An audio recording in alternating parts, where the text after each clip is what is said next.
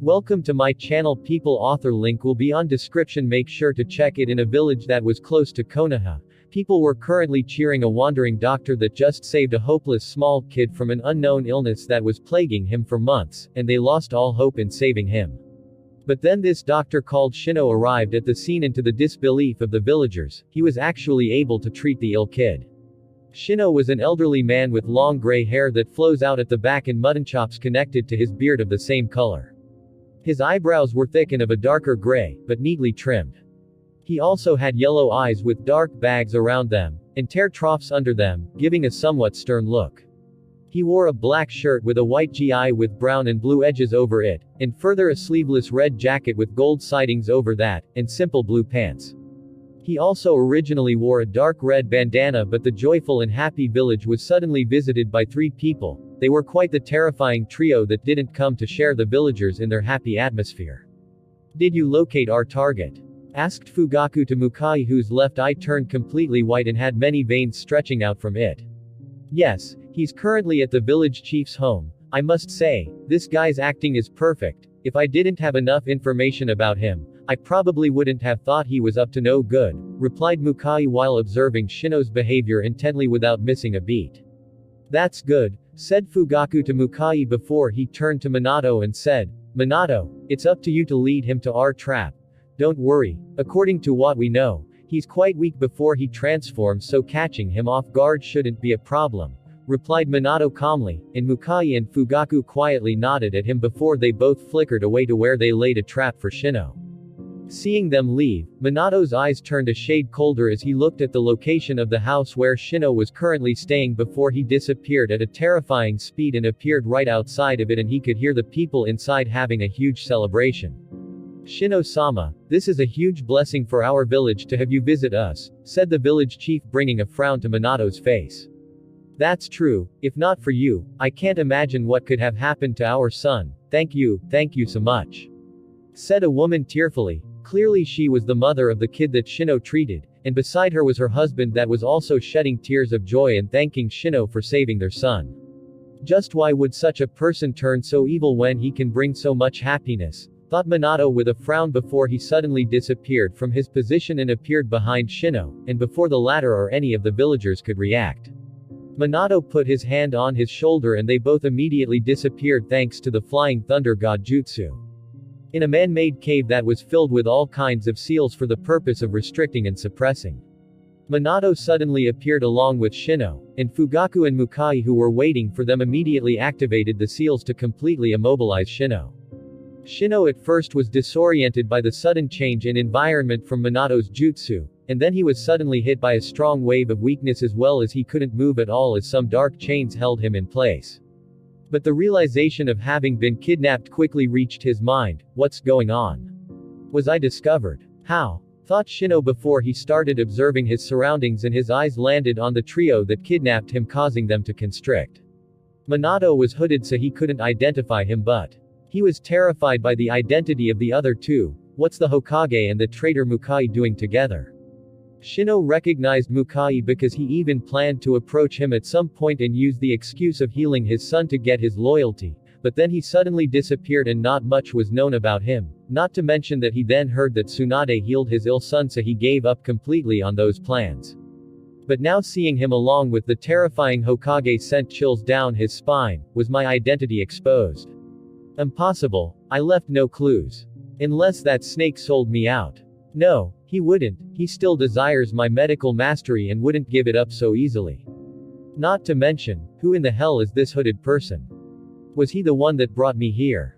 Did he use space jutsu? Shino's mind was overwhelmed by all kinds of thoughts, leaving him almost speechless, but being a master spy wasn't for nothing, and he quickly regained his calm and decided to play it dumb until he confirms what this trio knows about him. Maybe the situation isn't so hopeless, he thought before he said, "Gentlemen, what's going on here?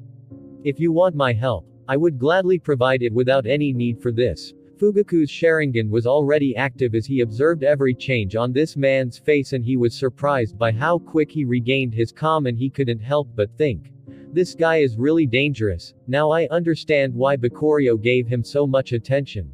Mukai and Minato shared similar thoughts with him, but the latter easily saw through this. Dr. Sahi said, "Shino, please explain to us all you know about dark chakra, and do not try to hide anything." Shino felt a chill when he saw two blue lights shining from under the darkness of the hood, and hearing what Minato said made him understand that his biggest secret was exposed, so his gentle smile quickly turned into a twisted one as he said, "Oh, I didn't think you bastards from Konoha actually know about dark chakra. How surprising. Where did you get that knowledge from?" Fugaku narrowed his eyes at how relaxed this man was acting while facing such a hopeless situation. What makes him so fearless? Thought Fugaku thoughtfully while Mukai simply stared at the man lazily while drinking silently, his thoughts unknown. "I will ask again. Tell us everything you know about dark chakra," said Minato in a cold tone, but Shino with the same twisted smile tilted his head and said, "Or what?" "Or this," said Mukai, and before Shino could react, Mukai's kick was already coming in contact with his stomach, which made his face twist in agony from the terrible amount of pain he was feeling.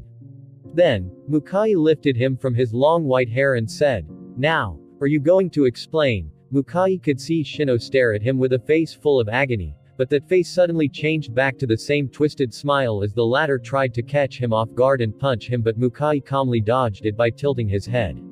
"That tickles," said Shino, still with a twisted smile as a dark current started revolving around his body, and the Konoha trio stared speechlessly as the normal-looking man in front of them seemed to go against the tides of time as his white hair turned black and his slim body started getting bigger and bigger, transforming like Hulk until his clothes got ripped apart from his huge size except for his wide pants as he turned into a human specimen. "It seems the seals designed for normal chakra didn't work against this kind of chakra," muttered Minato while staring at the transformed doctor, and seeing that they might be forced to kill him at this point and won't get any information. Fugaku suddenly gestured to Minato for a change in plans and the latter immediately disappeared.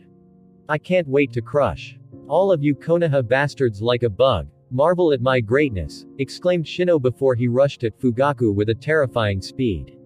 After Shino transformed into his superhuman form, Mukai ended up losing his grip on him, and to his surprise, Shino decided to target Fugaku out of three of them despite Mukai being the one that just kicked him in the stomach. Is he targeting Fugaku on purpose? Mukai was perplexed, but this feeling was overwhelmed by the transformation the man in front of him had just undergone that granted him a perfect body beyond what any human could achieve. So, driven by his curiosity, Mukai immediately activated his Byakugan to see the reason for these changes, and both Minato and Fugaku noticed this even though most of their focus was on Shino and how to catch him without killing him to extract the information they need.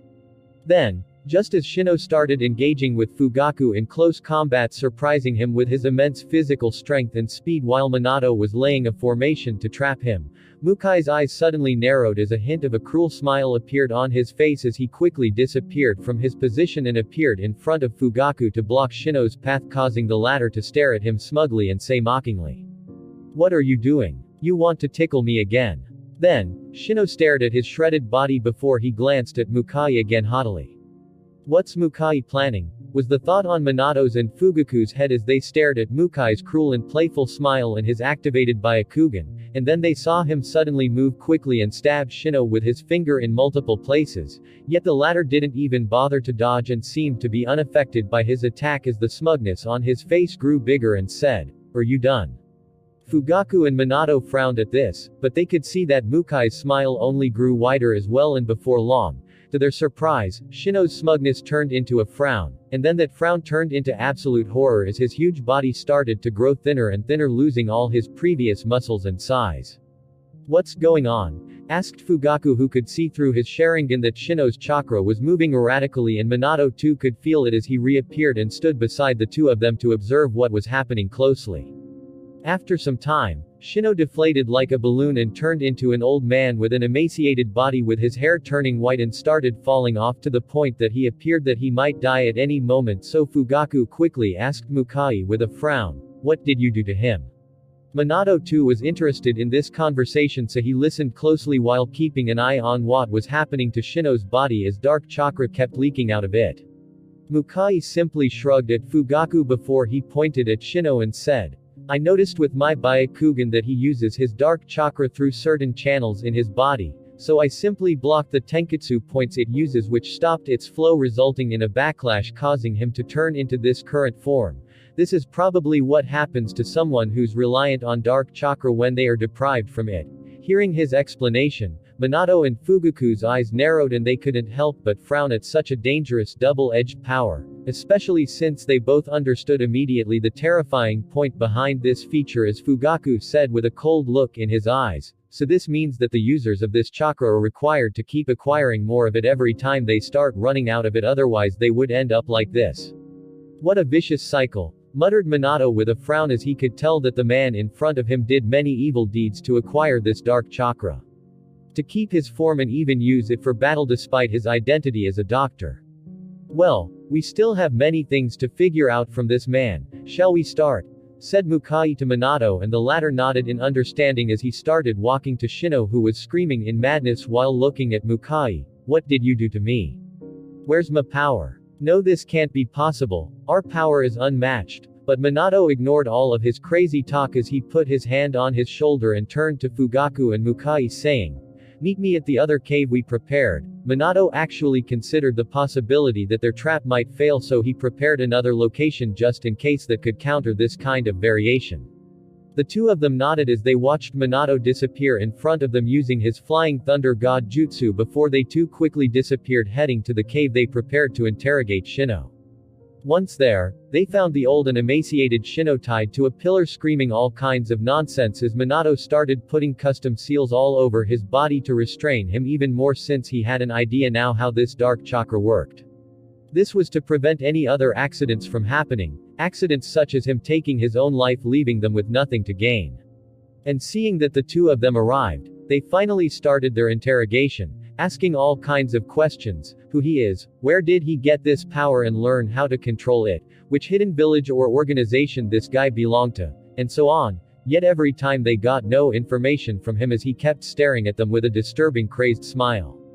But Mukai's next words finally broke that grin of his as he said, "From the way you seem to hate Konoha to the point that you said I will kill all of you Konoha bastards, and you even targeted Fugaku out of 3 of us, probably because of him being the Hokage. I can assume that this grudge isn't unfounded, and from the information we gathered, you are probably one of the remnants from the village hidden in the sky, correct?" Seeing the piercing eyes staring at him, Shino finally realized that the trio in front of him knew far more than he had imagined about his situation, and he finally couldn't keep his crazed act, especially when he heard Fugaku's next words. "One more thing you should keep in mind is that Tsunade the Sannin is already investigating the village you reside in. I'm sure someone as smart as you that could keep his identity hidden for such a long time wouldn't choose a village to live in so randomly, right?" Shino's face grew darker and darker, seeing that the situation was already going out of hand, and at this point they might end up discovering the remnants of their village that was buried near the village, and they might even find out their hideout that wasn't that far from there. "Oh, your face is changing, that's quite the good news for us. So are you going to start talking, or should we call an expert and extract this information from you forcefully?" said Fugaku coldly, to which Shino shot them one last look before he said, "Go to hell." And then to the trio's surprise, he actually took advantage of his neck not being tied hard enough, since Minato saw his emaciated body and didn't want to risk suffocating him. But they never expected that Shino would use this slight misjudgment from Minato to do a forceful movement, and he actually snapped his own neck in half with a dark smile on his face that sent a chill to the hearts of the trio. "No!"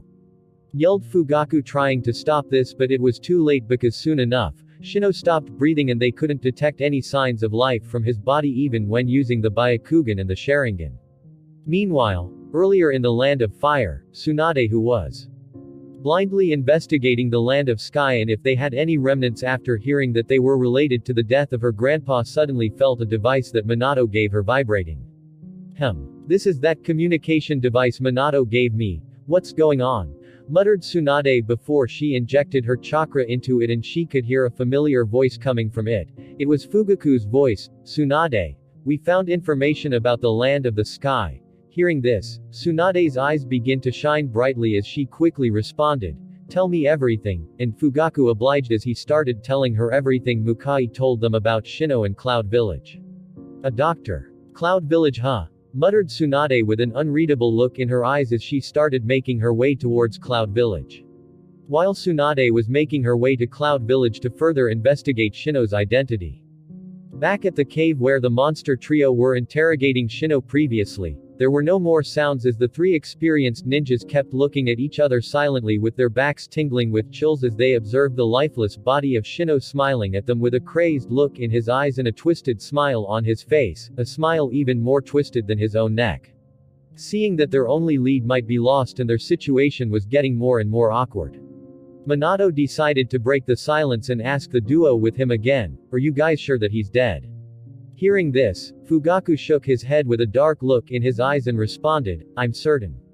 Hearing his response, Minato turned to look at Mukai to see if he agrees, but he could see that the latter seemed to be fidgeting about something like a kid who did something wrong, and he appeared to be about to start biting his nails from the nervousness.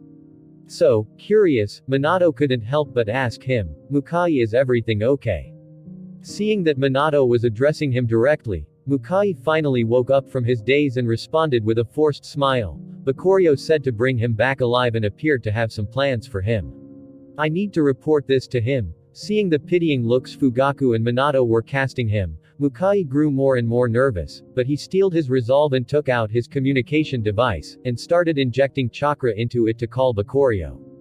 After some vibration, the device suddenly stopped as a young voice that everyone in the cave clearly recognized drifted from it and asked calmly, "Mukai, why are you calling right now? Did you already catch that guy?" Hearing Bakurio going straight to the point, Mukai knew that he had no way to avoid this mess, so he directly started recounting what happened after letting out a sigh about that. After finishing his explanation, Bakurio grew silent for a while before he said coldly, "Wait for me there," and quickly hang up the communication device. "TCH, this guy is really problematic even after his death," muttered Mukai while looking at Shino's dead corpse and felt tempted to twist his neck even further.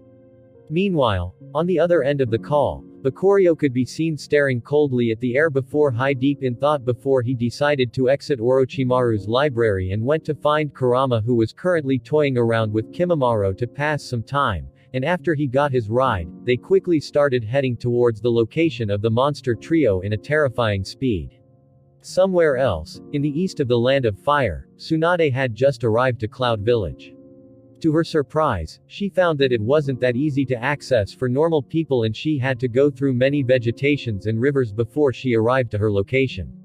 And now in front of her stood a huge wall made from brick stones, and after making her way to the entrance of the village, she was surprised by how ancient its architecture appeared to be, completely different from the villages she's used to visit.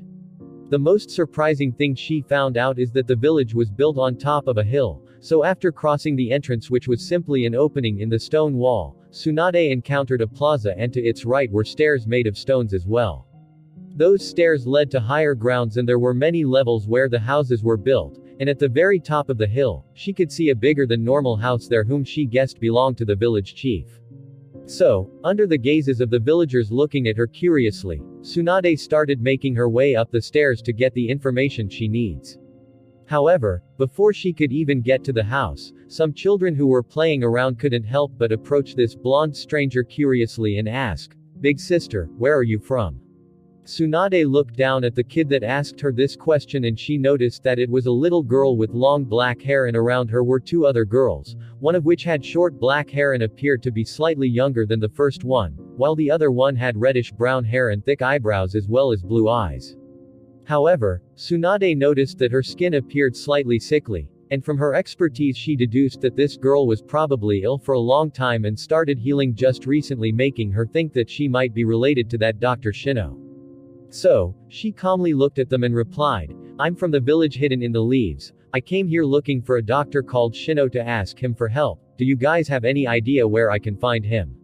Tsunade noticed that the eyes of the three girls started shining when they heard that she was a ninja, but they turned into an even stranger light at the mention of the Dr. Shino, especially the sickly girl, as her eyes appeared to contain a glint close to idolization as they replied, "Dr. Shino went out of the village to gather some medical herbs to treat the son of the village chief. He might not be back for a while, big sister." "No, he will never be back," thought Tsunade inwardly coldly before she asked them again with a friendly smile hiding the darkness in her heart, "Can you guys tell me more about him?" I heard he's an amazing doctor. The black-haired girls immediately turned their attention to the red-haired one as if feeling that she could describe it best, and that girl indeed immediately started praising the doctor and telling Tsunade about his great kindness of curing her from her strange illness that caused her to be shunned by the villagers, as well as how he spent sleepless nights by her bed until she could stand back up on her own. And all the time, Tsunade could see the genuine gratitude in the girl's eyes, and she couldn't help but think, no wonder it was so hard to find this man. Probably if not for Bakuria we would have never figured out the existence of such a masterful spy until it's too late. Tsunade felt grateful that they already captured such a dangerous man, but at the same time, she couldn't help but feel conflicted at the duality of that man's behavior, such a show of pure kindness, yet also capable of showing pure cruelty. After contemplating internally for a while and hearing the full sad story of this red-haired girl, she got to know the name of Izamaru. She thanked them and made her way back up to the house of the village chief, and to her surprise, he appeared to be waiting for her, and she guessed that someone probably informed him while she was gathering information from the kids. The village chief was an old man that appeared to be in his 60s with long white hair and a slightly hunched back and sleep eyes. However, the moment his eyes landed on Tsunade's figure and seeing the trademark diamond seal on her forehead, they immediately opened up to their full extent, and he shivered slightly as he said, "What do we owe the honor for your visit, Lady Tsunade?" Tsunade was surprised slightly by this man knowing her identity, but she simply shrugged it off, thinking that her reputation was going to make things easier for her when she starts her investigation. Tsunade's interrogation of the chief of the Cloud Village went without a hitch, and she found that most of what the kids told her earlier was true, and she got a better understanding of the illness that plagues that kid Amaru, and she couldn't help but be impressed by the skills of this doctor despite her anger towards him. She also asked the village chief about the weird architecture and layout of this village, and it was explained to her that they lived near an old ruin and the inhabitants of the village decided to mimic their style of building, which greatly attracted her attention, and she decided to give it a visit after she was done here. But before that, she noticed the suspicious look of the village chief regarding her questioning, and indeed, he couldn't hold back anymore and he asked her directly, "Lady Tsunade, did Dr. Shino do anything wrong?" Tsunade could clearly see the worry in his eyes, and it didn't seem to be directed at Shino but for something else, and at this point she remembered what one of the kids told her regarding why Shino wasn't here, so he's worried about his son, huh? Arg. Tsunade could hear the faint groans of someone clearly in pain in another room in the house, and after giving it a glance, she turned to the village chief and said, "I heard your son was ill. Let me check his condition." Of course, she wasn't going to tell him top secret information related to the death of a Hokage, the strongest one at that, so the best she could do was to directly heal his son to appease his worry. This is the least she could do to pay him back for his cooperation. Really? I would be eternally grateful if you can help him, replied the old village chief with some light returning to his despairing eyes. After all, the woman in front of him was known for being the best medical ninja. So, without hesitation, he led her to the room where his son was, and the moment Tsunade laid her eyes on him she couldn't help but wrinkle her brows. In front of her was laying a middle-aged man. His face appeared to be full of pain as sweat fell continuously from it, yet he didn't appear to be conscious, so Tsunade stepped forward and started checking his condition before turning toward his father and asking questions like, "When did this start? Did he lose consciousness immediately or did it take a while?" And so on. After she gathered enough information, her frown deepened even further, and the village chief couldn't help but ask her worriedly, "Lady Tsunade, Dr. Shino said that this is a very rare illness. Do you think it's curable?" He was still clinging to the hope that Shino gave him that there's a chance in curing his son's illness, but from the look on Tsunade's face, he started to lose that hope too. However, what Tsunade said next left him in shock, as she simply smirked coldly and said, "Illness. Your son is clearly poisoned." The village chief felt a bomb exploding in his head before his shocked eyes narrowed dangerously. He was an experienced man, and he quickly started connecting the dots between Tsunade's presence here and her weird interest in a supposedly kind doctor, but all of this was overshadowed by his worry for his son as he asked her, "See, can you treat Satoshi?" Tsunade observed the behavior of this village chief before. She silently nodded. Of course, she can. After all, she recognized this poison as something used by the people of the village hidden in the sky during their invasion of the Land of Fire. At that time, countless poison kunai were thrown at Konoha's ninja from the sky and they were forced to find a cure. This poison also made Konoha lose many chances at capturing their ninja for questioning because they would use their advanced tools to inject it into their bodies to take their lives in the case they find themselves about to be captured. After they researched it, they found out that this poison is extremely deadly in high dosages, but in low dosages, it results in the current situation of the son of the village chief Satoshi, putting the affected person into a coma-like state and causing them immense pain. So, the moment she saw this poison, it further confirmed her suspicions regarding Shino's connection to the village hidden in the sky. Or at least its remains. After explaining to the village chief how to treat this poison, she quickly left and made her way to the home where Shino stays, but she found nothing there.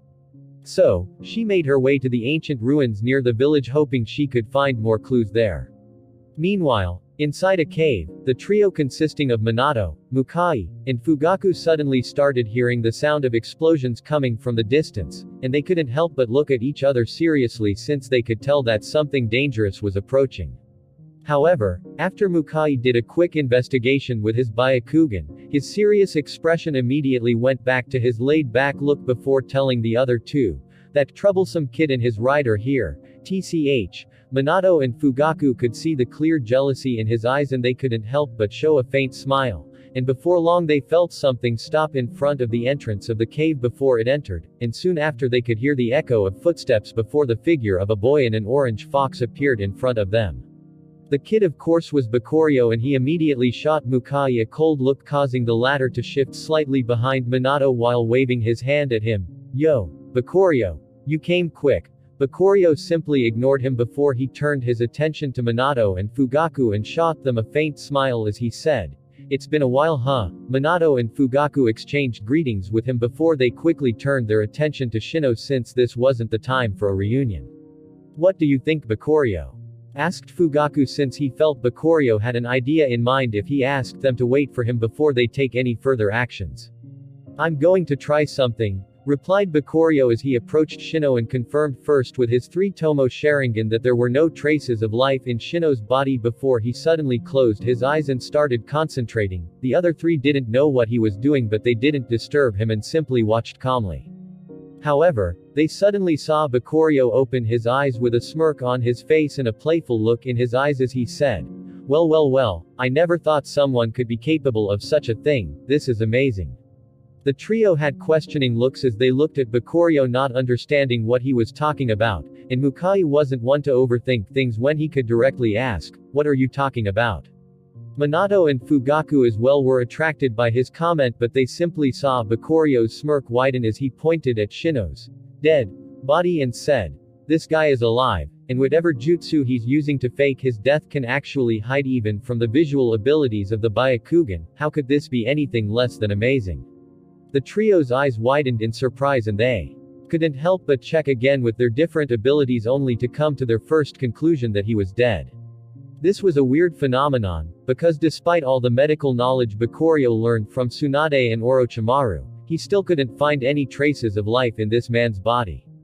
But he used something else, something that couldn't be tricked, and that is his Yomi no Kuni's passive ability, and despite its incredible control and sensitivity towards death, he couldn't sense any death from this dead body in front of him, making him amazed at such amazing technique that could even trick both the Sharingan and Byakugan.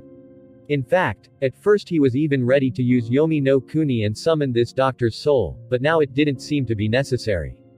"Are you sure?" asked Minato, and Bakurio could see the clear trust in his eyes towards him despite the question and he replied with a nod before he started poking Shino's half-bald head with his finger while saying, "Oi, for how long are you going to keep pretending to be dead?" "Impossible," was all Shino could think hearing the voice of the kid that could see through his technique. "Who's this kid?" While the trio were staring suspiciously at the dead body of the dangerous doctor they caught. Its open eyes that had no light in them suddenly twitched as life came back to them and dark energy started emanating from the broken neck, fixing it immediately and allowing Shino to examine the person that could see through his disguise.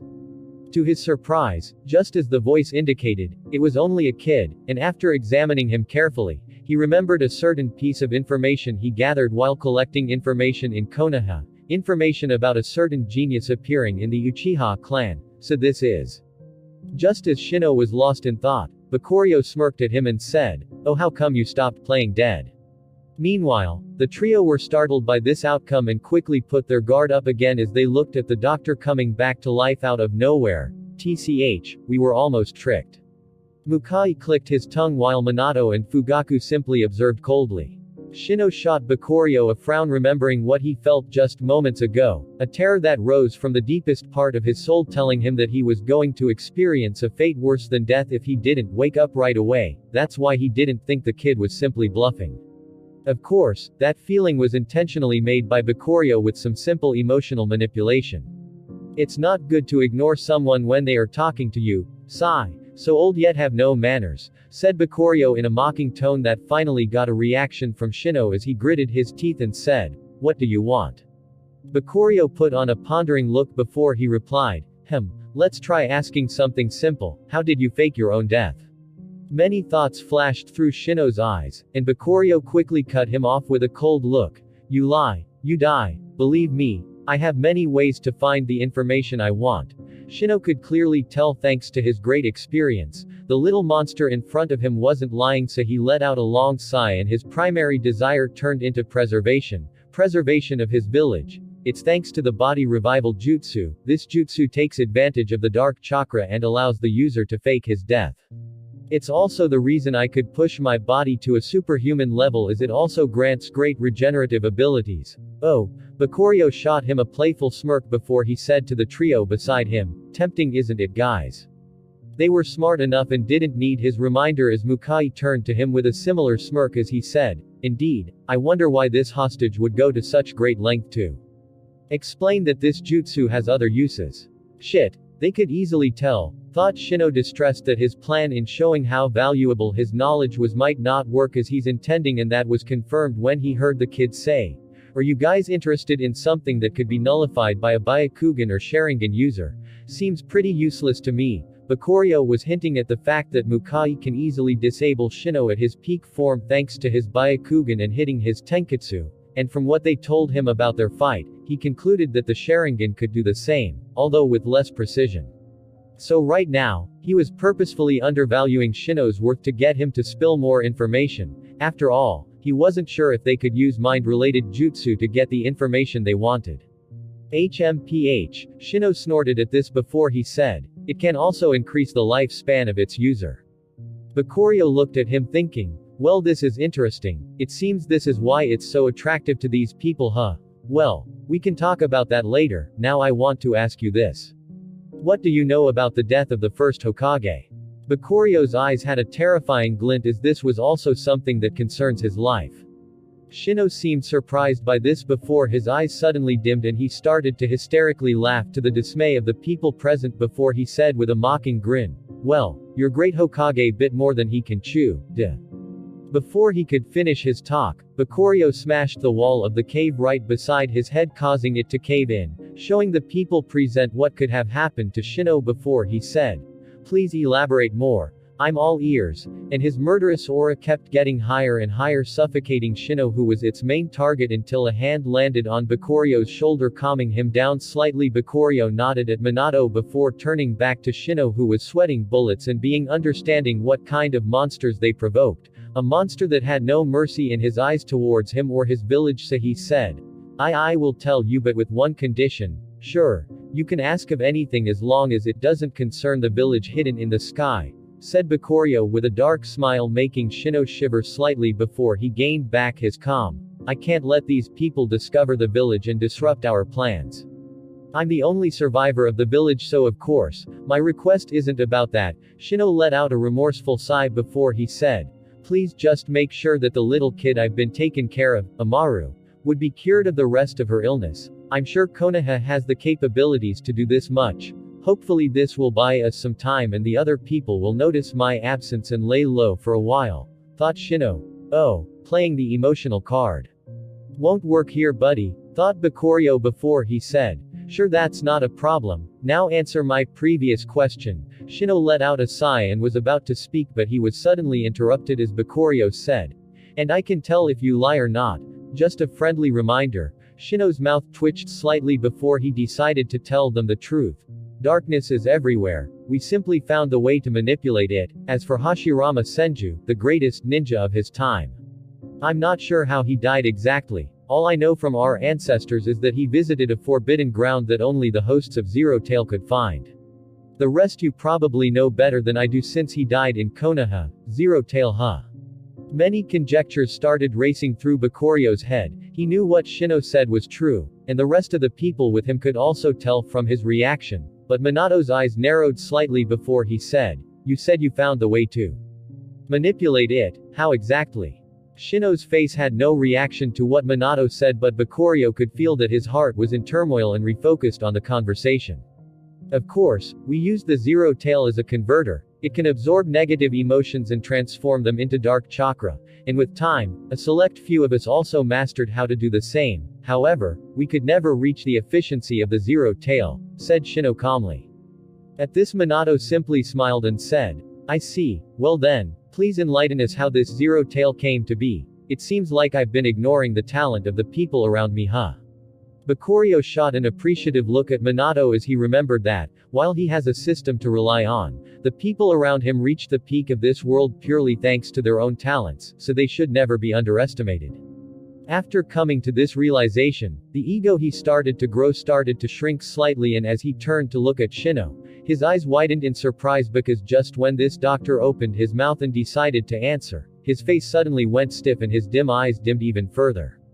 The four of them immediately used their investigative abilities to understand what was happening, but the only thing they saw was some kind of black smoke emerging inside of Shino's heart before dark blood started coming out of his mouth with a terrified look on his eyes and his body twitching constantly until he finally went limp. What the hell just happened? The people present exchanged startled looks because although they couldn't tell what happened to Shino, they all felt something else. A very dark presence gazed at them before it disappeared, leaving an ominous feeling in their hearts. The cave went silent for a while with everyone lost in their own thoughts until Fugaku's communication device started ringing, and soon after, Tsunade's voice sounded with a hint of shock still there in her tone as she said, "I just ended my investigation of Cloud Village." Picking up on her weird tone, Fugaku quickly asked, "What did you find out?" With everyone's focus on this conversation, Tsunade went silent for a second before she said, I think I found the village hidden in the sky." "What?" Fugaku was shocked, and even the rest were also startled, so he quickly wanted clarification. "Please explain further." At this point, Minato shot Bakuryo a look and he noticed a frown on his face. Clearly this wasn't in his expectations, which made him worried slightly as they heard Tsunade's voice again. "Here's what happened." Tsunade started talking about her experience in Cloud Village and its weird architecture, so she decided to investigate the ruins it was inspired from. And look and behold, she found remains of buildings that didn't look like anything built in the Land of Fire, and after some more digging and investigation, to her astonishment, she discovered that those few buildings she saw were just the tip of the iceberg, and a whole lot more were buried underground, or to be precise, concealed. And she believed that they were the flying land that was once the village hidden in the sky. "Do you think it could have been done by one person?" asked Mukai, suddenly startling Tsunade since she didn't know that there were more people here. "Don't worry, it's only Minato and Bakuryo, as well as Mukai," Fugaku explained so that she continues her explanation freely.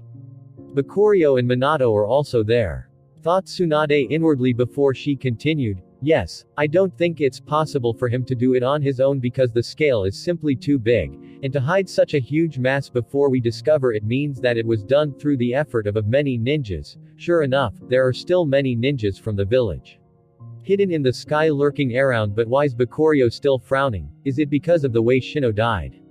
thought Minato as an uneasy feeling started to grow in his heart when he remembered the eerie presence he felt. Fugaku's eyes instantly grew cold as he said, "There's no way they would hide too far away from their village. There's a high chance that they could be hiding in one of the small islands near the east coast of the Land of Fire. I will send a team to investigate it as soon as possible." Tsunade also replied with a similarly cold voice as she added her opinion. "I agree, but those people were always very advanced in their technology, so we should also investigate the sea in itself just in case." Tsunade saw the might of these people with her own eyes during the Second Ninja War, and she knew that given such a long time has passed, it's impossible for them not to have made advancements in their technology. "Okay, I will send a team to join you and you can continue the investigation with them, said Fugaku, and after receiving a positive reply from Tsunade, he shut off the communication. You guys should go back to Konoha and let me know if there's any news of importance, said Bakurio as he prepared to leave and hasten his research with Orochimaru. But before he could, Minato suddenly stood in his path and asked with a concerned look on his face, Bakurio-kun, is everything okay?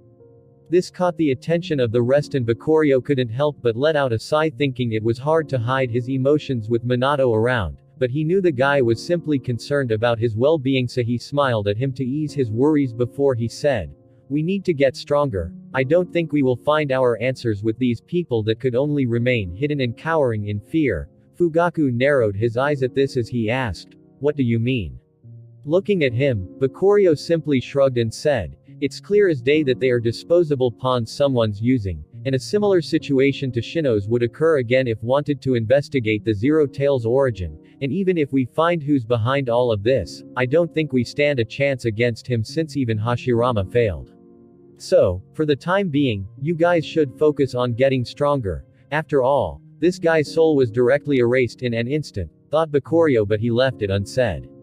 Once Bakurio was finished with what he said, he turned to Mukai and said, train the kids for a while, I will call you if I need you, before he directly jumped on the back of Kurama and disappeared, leaving the trio sighing.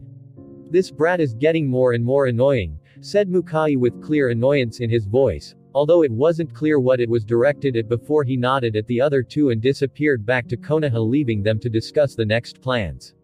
After he got some distance from the trio, Kurama couldn't help but stop and growl at Bakurio as the frown on the latter's face returned and deepened before he activated his Mangekyo Sharingan and started using Jikaninki to calm his wild emotions filled with negativity. This was something triggered after the death of Shino, as he felt the dark orb in his heart acting up and he almost lost control and attacked his friends. It seems this thing left no choice for Hashirama. This is why he decided to face it directly. But at least I have my Jikaninki, although at this rate it won't last for long before I go blind if I don't find a solution for it. Letting out a long sigh, Bakurio concluded what his next goal would be before he turned to the anxious Kurama that was looking at him worriedly before he patted his head and said, I'm fine now, don't worry. Kurama was the only one that could feel the negative emotions that were raging through Bakurio's heart just moments ago thanks to his innate ability. But after seeing that Bakurio was able to keep them under control, he let out a sigh and said with his deep voice, Kid, you scared me for a second there. Bakurio smiled at him warmly before he stared at the distance, and his smile became fiendish as he said, Don't worry. This won't happen again, buddy. HMPH. Who's your buddy? Snorted Kurama before they made their way back to Orochimaru's base, and the first thing Bakurio did was to check his status, and he noticed that he had a debuff that said Seed of Darkness, active state. This seed allows its caster to create and enhance the negative emotions on its host's body, and if it surpasses a certain threshold, the host will become a puppet for the caster. Current effect 10%. Bakurio looked at this with a frown because he was only able to bring it down to this degree thanks to his Mangekyo Sharingan, so after settling down, he checked the level of his eye powers and how much battery he had after absorbing nature energy 10.58%.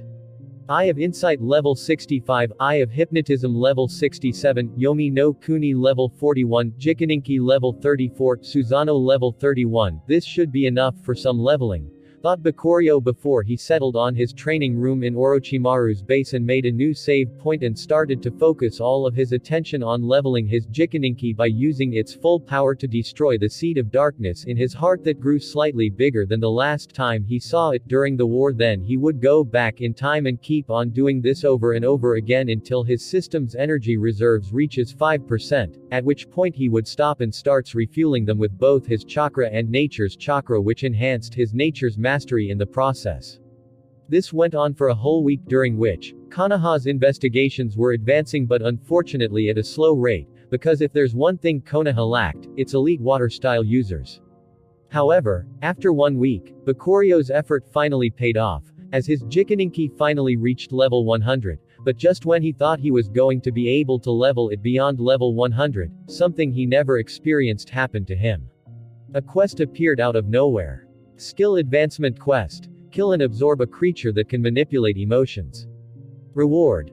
Jikaninki hi Jikaninki, seeing this, Bakurio smirked coldly, especially since he knew that his target was waiting for him inside a scroll in Konoha, not to mention that he also got a passive skill from this. Reinforced Heart grants the user a huge resistance towards emotional attacks. This passive alone allowed him to deal with the Seed of Darkness to the point that its effect was reduced all the way to 0%. As for his Jikaninki, he could now use it to easily detect and destroy the Seed of Darkness in his heart, as well as sense if the emotions of someone near him are controlled or affected by something, making it a great way to detect manipulated people, as well as free them from its control. During the time Bakurio was training his eye powers, mainly Jikaninki, for now to deal with the Seed of Darkness, his shadow clones kept training and studying the various jutsu Orochimaru had in his library. Meanwhile, the squad of elite Anbu Konoha sent led by Tsunade herself finally found some clues about the location of where the remaining forces of the village hidden in the sky were hiding. It was a small island east of the Land of Fire. To the east of the Land of Fire, there's the small Land of Whirlpools where the Uzumaki clan used to reside. This place was named this way because the sea that surrounded it was filled with weird whirlpools that requires great navigation skills for ships to traverse them, making it a naturally protected hideout. The place is also filled with small islands, so the village hidden in the sky took advantage of this location to set up its bases.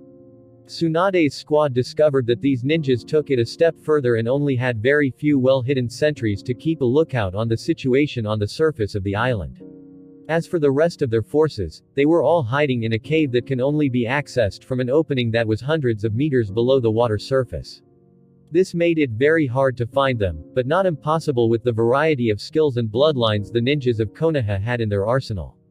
However, they still didn't make any moves yet, waiting for reinforcement to arrive, and it didn't take long to come as Hiruzen brought with him a squad of 10 Jonin and a 100 elite Chunin that had some mastery with water style, and once they made sure they surrounded the island from all directions to hinder any possible escape.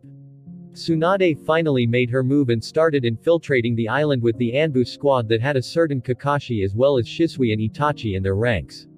However, they soon encountered a huge surprise as the expected houses weren't found. Instead, they found a huge military base and a factory waiting for them with all kinds of scientists doing experiments on metallic devices. Some looked like wings, others looked like cannons, and some were huge ships which caught Tsunade and the rest off guard for a moment before they immediately took action and started neutralizing the people from the village hidden in the sky silently without alerting the rest, while Kakashi signaled to one of the Anbu to go back and report their findings to Hiruzen, which he immediately did.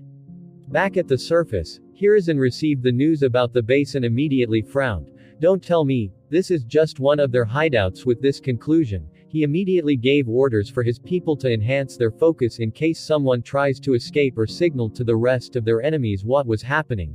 But just as he was giving his orders, a huge explosion that shook the sea sounded from the bottom of the island he was observing, and huge waves like that of a tsunami started traveling in all directions, making Hiruzen's face turn pale instantly before he screamed, "Tsunade!" The rest of the ninja beside him had similar expressions on their faces until one of the Jonin approached him and asked, "Lord Hiruzen, what should we do?"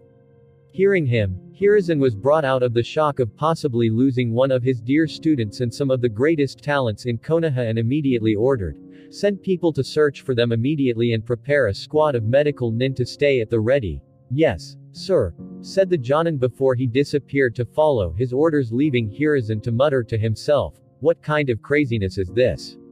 They would even kill their own people just like that." Meanwhile, inside the factory, a few seconds before the explosion happened, Tsunade and the rest found it weird how their operation was going smoothly, in fact too smooth. And they noticed how the workers appeared almost emotionless even after being immobilized and captured by the Anbu or even killed, which made them feel that something wasn't right. So, at the last minute, Tsunade ordered a retreat and to continue the exploration with shadow clones only, even if it lowers their efficiency, and the rest of the Anbu immediately executed. However, not before bringing with them two of their captives. However, just as they reached the entrance of the cave, they all felt a hand gripping their hearts and they sensed their shadow clones dissipating one after the other, and in an instant, they all received the information of what happened to them, so without any hesitation, they jumped out of the cave while deploying their best defensive jutsu. Water walls, earth walls, wind walls, they used everything they could, but it wasn't enough to hold back the huge explosion that was weakened by their shadow clones. And at the last second, just when Itachi and Shisui were about to summon their Susanoo for additional protection, Tsunade bit her thumb and summoned Katsuyu, her legendary huge slug, which without hesitation swallowed them in its stomach before the smoke of her summoning even dissipated as a moan of pain escaped her mouth and the explosion engulfed her huge body. Fortunately for them, they were underwater, and as the body of the slug was being pushed away by the power of the explosion, the damage it was receiving lessened quite a bit thanks to the protection of the water. However, this still ended up with Katsuyu suffering serious injuries. Feeling that she was about to dissipate, she instantly spat the ninjas in her mouth out before dissipating under their thankful eyes and Tsunade's worried look. However, Kakashi's hand soon landed on her shoulder, reminding her that not everyone had a strong enough body to withstand the pressure underwater for a long time, and realizing this, she shot a look at young Itachi, who was forced to cast a water bubble to protect himself from the pressure but was still struggling with the lack of oxygen, so she immediately nodded and led them to the surface where they found some ninjas searching for them. Ellipsis. After this small dance with death, Hiruzen and Tsunade decided to not underestimate the cruelty of their enemy anymore, as well as their technology, since they were clearly aware of their arrival, and yet even someone as experienced as Tsunade didn't notice how they were discovered at all. However, they didn't come out of this without anything, as they still had with them the two captives they got, which still seemed to be in some sort of trance and would only attack them the moment they woke them up, leaving them no choice but to use forceful methods to check their memories, from which they discovered the location of other bases which they attacked using shadow clones or directly used Earth-style jutsu to make them collapse on those people. However, every time the bases would end up exploding rather than surrendering, and they never any information regarding the Zero Tails, as if someone wiped it out intentionally. This continued for 3 whole days before they concluded that there were no survivors, and they retreated back to Konoha with heavy hearts, since this incident left a weird taste in their mouths as if they were fighting puppets. As the situation in Konoha was going back to normal, Bakurio was still cultivating his eyes abilities. He felt it could have been faster if his Uchiha bloodline was stronger. Unfortunately, it was only 50% at this point. However, his efforts were still effective, and after another week of training, he was able to raise Yomi no Kuni all the way to level 100, granting him the passive skill. Rebirth from the Ashes grants the user one more chance in life after death. Cooldown. 1 year, a broken ability which, although had a long cooldown of 1 year, was still a life-saving trump card that would be the dream of any person. Plus, unlike other people, he can always level it up. So, with another trump card in hand, and far more enhanced abilities, Bakurio decided to head to Konoha to deal with the troublesome beast called Zero Tail and further increase his power to deal with the darkness that's targeting him, while Orochimaru and Kabuto kept working on his bloodline experiment. Halting his plans to further master the rest of the sage styles, Bakurio made his way to Konoha, which already returned back to normal after the slight turmoil with the village hidden in the sky, and currently, they were unearthing their huge fortress that was hidden beside Cloud Village to investigate their technology and maybe replicate it in the future. Bakurio decided to go visit Naruto and Sasuke first, since he missed those two kids he didn't meet for months, so the moment he set foot in the village through its huge entrance, Bakurio immediately caught the scent of the two brats, bringing a smile to his face as he started making his way towards them. After a few minutes of walking and enjoying the scenery of the village, Bakurio found his nose taking him towards the civilian school. Unlike the Ninja Academy, which works to train those who wish to become ninja, this school is something all kids attend when they are 6, simply to learn how to read and write and learn some simple math. Then at the age of 7, they could attend the Ninja Academy to further their studies and also starts learning the way of the ninja. And currently, the students appeared to be on a break, and Bakurio immediately found his targets. Sasuke was being surrounded by admiring gazes from the girls with an annoyed look on his face as he ate his lunch. Clearly, people were attracted by his good looks and intelligence, as they already started calling him a genius. Not to mention, being the youngest son of the Hokage made his status even more prominent for these civilian kids and even those who belonged to ninja clans. 2 girls Bakurio recognized that were clinging to him were a pink-haired girl and a blonde one, and they both seemed to be fighting for Sasuke's attention. And seeing them, Bakurio immediately turned around and went to Naruto, since he didn't want to be infected by their stupidity, especially Sakura. After he turned his attention from Sasuke, he locked into Naruto's position and he noticed that he was standing along a sleepy-eyed kid with a lazy look on his face and a kid wearing a hoodie with and had some red markings on his cheeks as well as another chubby one who was eating chips. You already made friends, huh? Bakurio had a kind smile on his face seeing these small kids walking a different path in their life. As for why he was sure of this. Simple, they were both carrying his short swords on their hips making them stand out of place compared to the rest of the kids. Meanwhile, during all of this, Bakurio was standing near the entrance of the school and yet no one seemed to notice him, and they would simply pass by him, so taking advantage of his stealth, he made his way to Naruto's back and heard him say to Kiba, "TCH, sooner or later I will knock that smug look out of Sasuke's face." Shikamaru shot a lazy look at the recent bulge on top of Naruto's head caused by Sasuke and decided not to respond while Kiba directly mocked him with a smirk. "Are you crazy? That guy already awakened his Sharingan. There's no way you can beat him nor anyone our age." Kiba's face was full of confidence as he also tried and failed many times. "We'll see," said Naruto before he snorted and caressed his short sword slightly when suddenly he felt a breath near his ear before someone said, "Boo! Ah!" All four of the kids were alarmed by Naruto's scream and Naruto couldn't help but jump in the air like a cat before he turned around and saw a familiar face staring at him with a smile. "What did I teach you about letting your guard down?"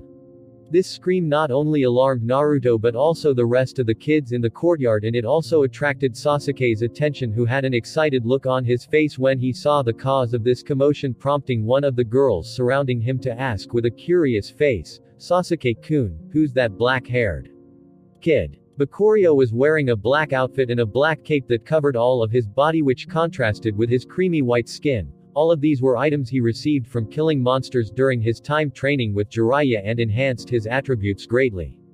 Meanwhile, the girls around Sasuke could only hear him mutter, "He's finally back." Before his eyes transformed into his two-tomo Sharingan and he drew his sword out and started rushing at Bakurio at his fastest speed alarming the girls who started screaming, "Sasuke-kun." Naruto was the same but before attacking, he first used the Shadow Clone Jutsu creating 3 clones and drew out his short sword and attacked Bakurio immediately from every possible direction.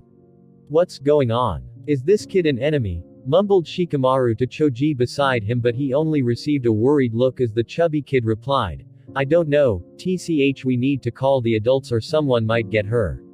Before Shikamaru could continue his sentence, he heard puff puff puff sounding as all of Naruto's shadow clones dissipated before that unknown kid dodged the short sword and disarmed it from Naruto's hand and used it to block Sasuke who just arrived before kicking him away at the same time. However, this time, Sasuke managed to dodge the sudden kick barely making Bakurio open his mouth slightly in delight. It seems this kid is progressing pretty well in learning how to use his Sharingan. Not bad. Naruto didn't leave Bakurio too much time to think as he attacked from the back and to the surprise of everyone, the two kids that always argued and fought each other were working seamlessly against the unknown kid that suddenly appeared. However, at this point, the rest of the people finally woke up from their shock and those from ninja families decided to help Naruto and Sasuke. "Damn, I don't feel good about this," muttered Shikamaru before he suddenly interlocked his hands and his shadow started moving silently approaching Bakurio's until it touched it. "Now attack him," yelled the normally lazy Shikamaru only to get an amused look from Bakurio that sent chills down his spine as he suddenly felt himself flying through the air before he slammed into Kiba who was charging recklessly at Bakurio. Ite, what the hell was that? Am I dreaming? Did he just manifest my own shadow and used it to whip me around?" muttered Shikamaru in shock before he realized that he was sitting on top of Kiba, so he quickly stood up and helped him up too only to hear a whisper in his ears, "Maybe your father can bind me for a while, but you still have a long way to go kiddo." Shikamaru let out a helpless sigh. After all, Bakurio has the shadow bloodline. You can't expect to play with shadows against him. After feeling like he had his fun and understanding the extent of the power of these kids, Bakurio finally decided to wrap things up, especially since he noticed that Sasuke was about to use a fireball jutsu and he didn't want to go too far, so he immediately appeared in front of him and tapped his head slightly causing the latter to wince in pain and hold it with a cute pout while saying, "That hurts? Well, you shouldn't have tried to use that. You might hurt the kids, said Bakurio before calmly tilting his head, avoiding a punch Naruto aimed at the back of his head, thinking it was a blind sport, with a smug look on his face before he head-butted him, leaving him wincing in pain with a pout just like Sasuke. Don't harm Sasuke-kun.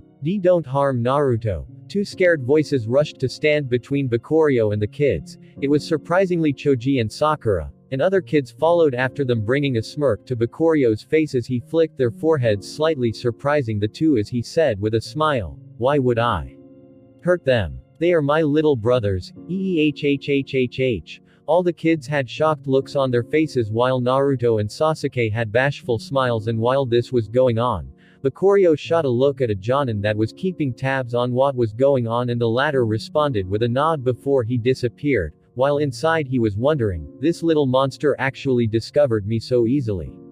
Since the Danzo incident, most high-level ninjas began recognizing Bakurio, so it wasn't a surprise that the ninja responsible for protecting the future prospects of the village as well as the children of the various big clans would recognize him. Meanwhile, the kids kept chatting and whispering about the kid that had just defeated both Naruto and Sasuke, who were known as the strongest talents. Not to mention he did that while they received the help of many other kids, which left them baffled until they remembered the stories the two brats always told. But hearing about something and seeing it in person is two completely different concepts. Bakurio, when did you come back? Asked Naruto with a grin while rubbing his head. Clearly the excitement was overpowering the pain. Bakurio smiled slightly and said, "I just got back and came right away to see you too. I will be staying in the village for a while so we can talk later, okay?"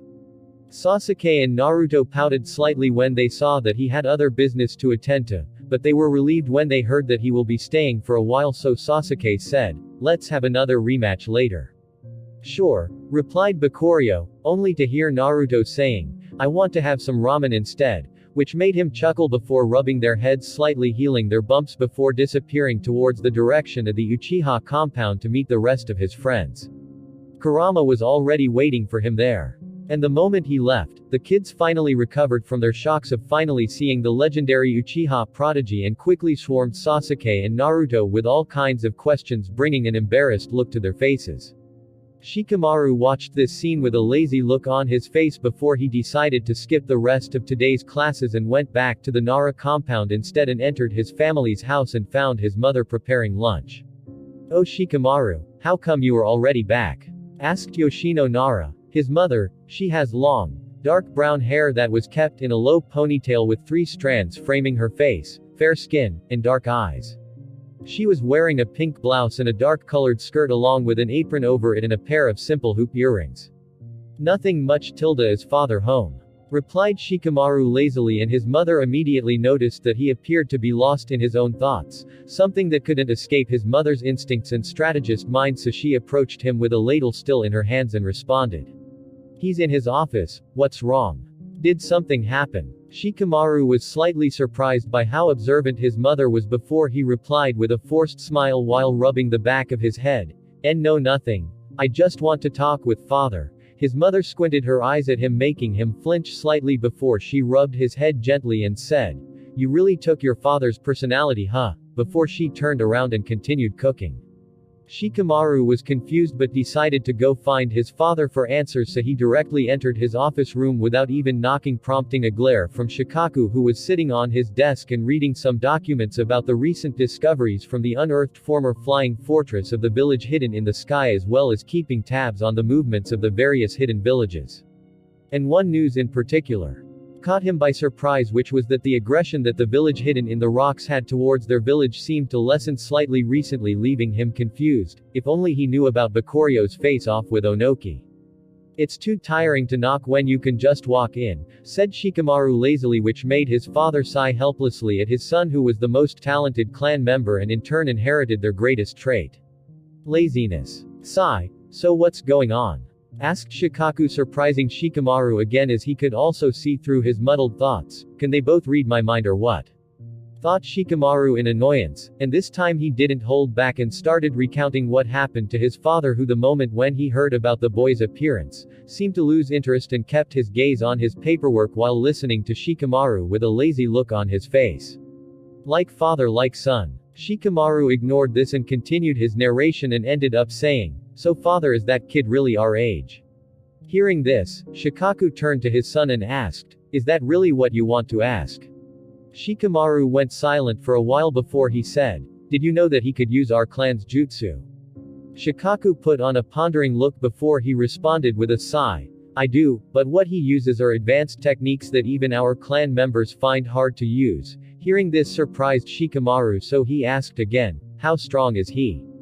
This time, Shikaku responded immediately and said, "That's classified information. No, even the information we have might not be correct. All I can tell you, Shikamaru, is that kid might have the potential to even surpass the first Hokage." This conversation left Shikamaru speechless, and he remembered that Bakurio seemed to have promised Naruto to have ramen together later, so he decided to meet him again and ask him directly to satisfy his childish curiosity. Meanwhile, after meeting with Kushina, Minato, and Makoto, Bakurio made his way to the Hokage's office, and right now, he was having a casual conversation with Fugaku as he asked, "How's the digging going?" Fugaku had his usual stoic face as he replied, "Fine. We believe that this will boost the power of Konoha greatly if we can decipher all of their technology, especially the flying one." Bakurio nodded at this with a smile. Indeed, having a squad of flying ninja is nothing to scoff at. Fugaku nodded back while deep in thought. Why is this brat here all of a sudden? Something doesn't feel right. And his suspicions were proven right as he saw a playful smirk on Bakurio's face as he asked, "By the way, Fugaku-san, I have a favor to ask." Damn this kid. When did he ever use honorifics when he addresses me? He's definitely going to make a crazy demand. Thought Fugaku as his stoic face started to break little by little and his mouth started to twitch before he responded. "Sure. As long as it's within my capabilities." "Oh great. This is going to be easy then," said Bakurio with a smile before he said, "I want that scroll keeping the zero tail sealed." The office went silent, as if frozen in time as the air grew heavy. But it wasn't for long as Bakurio started knocking on Fugaku's desk while saying with a smirk, "Knock knock. Is anyone there?" After observing Bakurio for a while and not detecting any abnormality in him like that Dr. Shino or the puppets from the village hidden in the sky, Fugaku let out a sigh before he looked behind Bakurio and asked, "Minato, are you fine with this?" "Oh, when did you arrive, Minato?" said Bakurio with an exaggerated look on his face. Clearly he sensed his presence from the moment he appeared behind him with his flying thunder god jutsu, but was just exaggerating to ease the heavy mood. Meanwhile, Minato turned to Bakurio and asked with concern, "What do you need it for, Bakurio-kun? You should know that thing can't be killed. Otherwise, just like a tailed beast, it would respawn somewhere else with enough time. That's why the first Hokage asked Mito-sama to seal it." Fugaku agreed while saying, "Indeed, I investigated the records, and even after the second Hokage spent a lot of time trying to deal with it, he still failed at the end. Even a great genius like Tobirama, who was the originator of many of Konoha's greatest jutsu, failed to deal with that beast, so they didn't have much hopes for Bakurio to succeed and thought that he might be wanting to use it directly, which is something they will never agree to considering its dark nature, especially with Minato's disposition." However, to their surprise, Bakurio only smiled at them calmly and responded with confidence, "I can deal with it." "What makes you so confident?" asked Fugaku with a frown as Minato leaned on the desk to observe Bakurio from a better angle. Did something happen during the past few weeks? Was the thought in his mind as he watched Bakurio lifting his right hand and pointing at his eyes, which slowly started transforming into his Mangekyo Sharingan. This is. Fugaku was slightly surprised seeing that Bakurio awakened his Mangekyo Sharingan, and he noticed that Minato had a similar look, but they quickly accepted it since they already had their guesses. "When did you awaken it?" asked Fugaku after getting over his surprise, and Bakurio simply shrugged and said, "Before Itachi." The real answer is that he didn't really know exactly how much time had passed because of all his time travels, so he gave this answer. "I see, but you should know the consequences of using our eyes too much. Are you sure you still want to proceed with your request?" asked Fugaku with a stoic look, to which Bakurio simply nodded with a smile. "Okay, I will get it for you," he said before disappearing to get the scroll from the hidden treasury inside the Anbu headquarters, leaving Minato and Bakurio alone. "How did you guess I was going to visit Fugaku?" asked Bakurio suddenly. After all, Minato appearing here wasn't in his expectation, especially when he didn't tell him about his plans.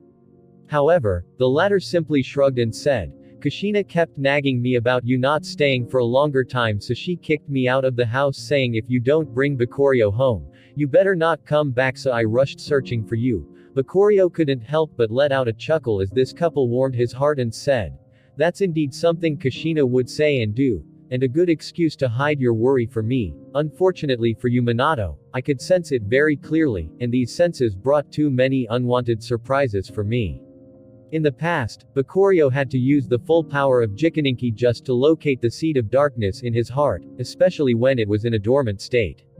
But now, with his increased sensitivity towards sensing emotions, Bakurio become capable of sensing the seed in his heart, and if he focuses his attention on a person's emotions, he could also feel if they have a seed of darkness in their hearts or not, and to his surprise during his walk throughout the village and especially the Uchiha compound, many people had them in a dormant state.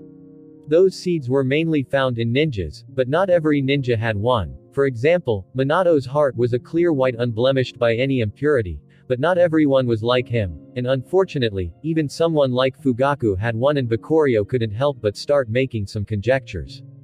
Did Danzo have one? Was it affecting him? What about the previous elders of the village? What about the Hyuga family? Are there conflicts born from this seed? And if this thing goes way back, is it possible that the conflict between Madara and Hashirama wasn't something destined but man-made? After all, Hashirama clearly sensed that something was wrong with his body at the end of his life, yet he couldn't do anything about it. Many thoughts kept racing through Bakurio's head as he kept talking with Minato and told him about some of the things that he had been through, such as meeting his teacher Jiraiya and even what he's been doing with Orochimaru, which is something not many knows of. He also told him about his encounter with Onoki when he went to save Kabuto and how he spared his granddaughter and thought she could be useful for a peaceful future, which brightened Minato's mood. While they were enjoying their talk, Fugaku finally came back with a scroll in his hand and placed it on the table. Here's the scroll you wanted, what do you plan on doing now?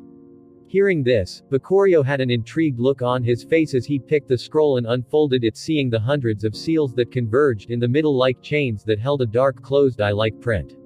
It was best described as a creepy work of art.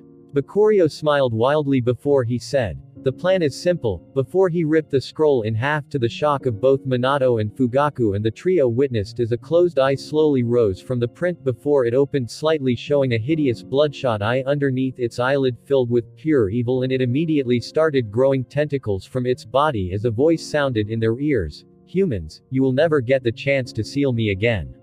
So this is the Zero Tails, huh? And it's actually trying to stall for time. I can sense its emotions, knowing that it can't escape from this situation, so it's going to self-destruct. Hehehe, how naive, thought Bakurio, while Minato and Fugaku were on guard, with the former ready to seal it again at any moment while the latter ready to prevent its escape with his Mangekyo Sharingan. However, before they could take any action, Bakurio's eyes transformed into his Mangekyo Sharingan and he calmly squashed the eye like a fly with his fingers. For a moment, the Zero Tail thought the human was an idiot, making its escape easier. However, it wasn't for long before it was shocked as one of Bakurio's eyes that had the ability Jikaninki started absorbing its dissipating chakra, while the other eye that had Yomi no Kuni absorbed its very soul. No! A huge scream echoed all around the Hokage's office that startled Fugaku and Minato as well as the Anbu guarding it, and the only reason they didn't rush inside was that Fugaku expected something like this might happen and ordered them not to. Meanwhile, the 4th and 5th Hokage simply watched as Bakurio's Mangekyo Sharingan started to shine slightly with a cold light as a hollow flame ignited in his right eye that held the power of Jikaninki before quickly fading away along with the wretched screams of Zero Tails and its existence. What the hell just happened? Asked Fugaku, who was flabbergasted, while Minato, who had some understanding with souls, understood just how terrifying what happened just now was. Absorbing people's souls means absolute death. Even Edo Tensei won't work to revive you, just got rid of an annoying fly. Replied Bakurio with a smirk while observing the illusionary screen in front of him showing many notifications.